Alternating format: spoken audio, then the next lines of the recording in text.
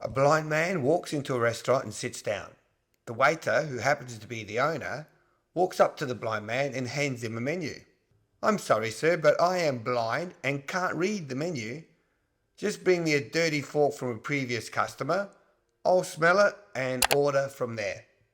A little confused, the owner walks over to the dirty dish pile and picks up a greasy fork. He returns to the blind man's table and hands it to him. The blind man puts the fork to his nose and takes a deep breath.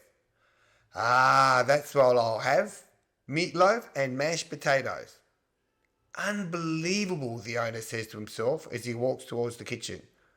The cook is the owner's wife and he tells her what has just happened. The blind man eats his meal and leaves. Several days later, the blind man returns and the owner mistakenly brings him a menu again. "Sir, remember me? I'm the blind man." "I'm sorry, I didn't recognize you. I'll go get you a dirty fork." The owner again retrieves a dirty fork and brings it to the blind man. After another deep breath, the blind man says, "That smells great. I'll take the macaroni and cheese with broccoli."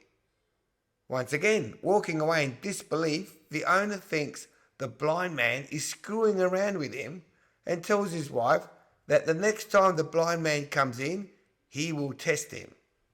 The blind man eats and leaves. He returns the following week. This time the owner sees him coming and runs to the kitchen. He tells his wife, "Mary, rub this fork on your panties before I take it to the blind man." Mary complies and hands her husband the fork back. As the blind man walks in and sits down, the owner is ready and waiting. "Good afternoon, sir. This time I remembered you and already have the fork ready for you." The blind man puts the fork to his nose and takes a deep whiff and says, "Hey, I didn't know that Mary worked here.